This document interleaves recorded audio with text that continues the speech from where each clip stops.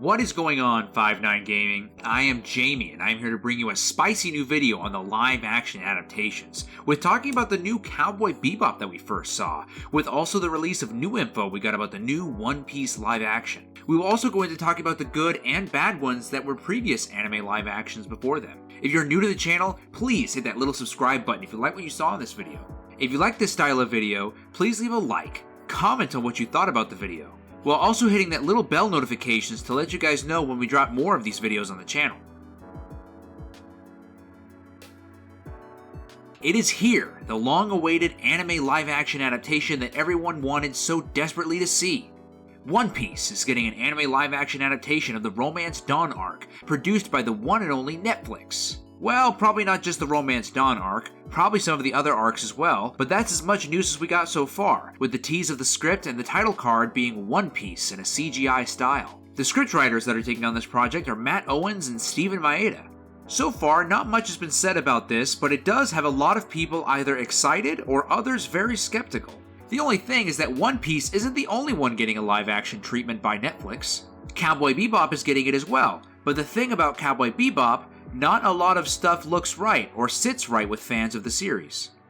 The first look of the pictures shows the actors portraying the characters that they are supposed to be acting in the live-action series. With just the pictures, you see that they are trying their best to try and bring this beloved anime series alive into the realism aspect of live action. With the live-action aspect, you can see the little minor changes they did try with some of the characters, but nonetheless, they still tried their best to stick to the material as close as possible while adding some flair of some sorts to it. When it comes to the talk of live-action adaptations, we've only really gotten movie adaptations of the animes and not the series, so this will be a different take but might be somewhat of a good thing, as many adaptations have tried to squeeze a lot into a 2-hour time frame while also cutting out a lot of other stuff as well. Let's start off with the elephant in the room that is a dumpster fire that was Dragonball Evolution. Now, we can all collectively agree that the movie of it was not done with any care at all to the original source material. This is who you are. They just wanted to take a popular franchise and make a quick buck, thinking that the fans would love it and make more money out of it, but they were sadly mistaken. With getting abysmal reviews and only making $58.2 million against the budget of it being $30 million, this was supposed to be a series of movies, but because of the first huge flop, all talks of a continuation was scrapped.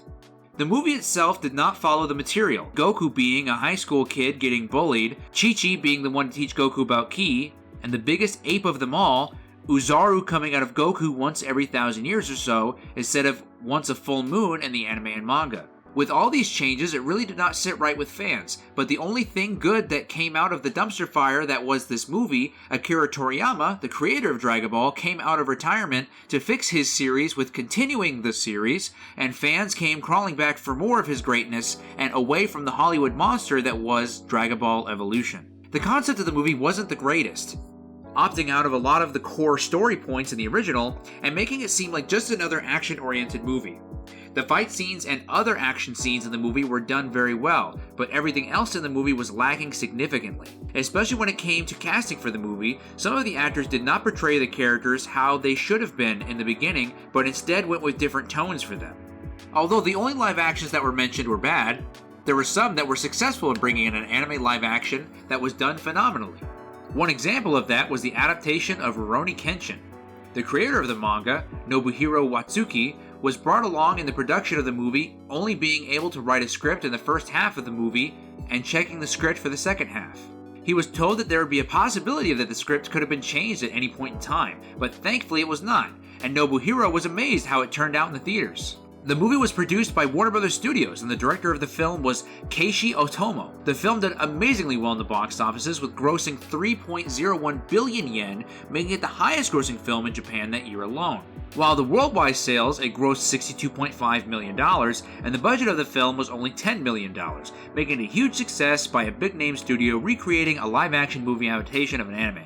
With the continuing help of Nobuhiro and Keiichi, they went out and made 4 more films, with the final film that released on June 5th, 2021. This was one of the films that showed if you care about something and want to recreate it, ask for help with its creator, and you can make something that was not only beloved for the anime and manga, but beloved by the movie aspect of it and widen its audience even more. 何がおかしい？何もおかしくないですよ。 One movie adaptation that was made and shocked fans to see on the big screen was Gintama. Now you're thinking, why is an anime that takes its story very seriously and makes sure that every character is serious and the plot is so well put together have an anime movie? Oh wait, it's not an anime that takes itself seriously, characters are dumber than rocks and the story is so out there that to a first time watcher they have no clue what's going on.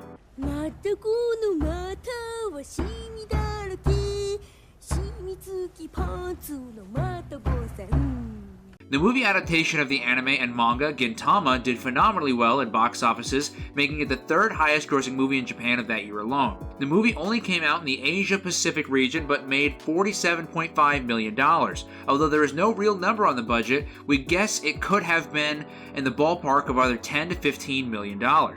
Many people were skeptical of how it would play out because the anime itself is not a serious type of anime and how the wackiness that is Gintama would have been brought into light for the movie. To many of the fans' prayers, the movie did not disappoint them, making it a true live-action anime film that not only stayed true to the source material, but the actors also stayed true to their characters, bringing out the wackiness and fun this series has garnered over the years of its publication. This marking another film produced by Warner Brothers, a huge success that also got another movie a year later, with potential talks of a third maybe coming. Even though the creator of Gintama, Hideaki Sorachi, was not present in the creation of this film, it still turned out to be an amazing success. Now that we talked about all the good and bad of the live-action adaptations, we can see when a big company does not care for its source material, it shows a lack of interest in the fan base it is trying to pull in. While for the opposite, we can see that if they stick to the material, it brings in not only the true fans of the series, but also shows new people the amazing series that they have only seen through a theater screen. When it comes to the now live-action adaptations that are being brought to life, and potentially more in the works, more Western studios should try and look at the success of overseas productions. With that, hopefully when we get more of the live-action stuff, it is something that turns out to be amazing with the source material and showed fans that they care about their series and gives that series even more fans that they had from before. Another good take from this is to also have the original creator be a part of the process if they feel like they're stuck or want to try to do something amazing for the film. As seen with the Rurouni Kenshin films, bringing in the creator spawned 5 amazing films that shocked and amazed fans with how amazing it was. While Dragonball Evolutions did not really talk to Toriyama, but because of their lack of trying to make a good film, they brought him back into making more Dragon Ball because of it. Going back to the present day, with the adaptation of Cowboy Bebop and One Piece, one can only hope that they're really trying their best in making something that will not only help garner new fans, but also show the original fans even more reasons why they love the series and why they started to watch the animes. While Cowboy Bebop does not have the original creator on any of the work for the adaptation, Oda is being a big part of the One Piece adaptation, and with this we can see which one is the better adaptation and should garner a sort of scale on what to do for the next round of series.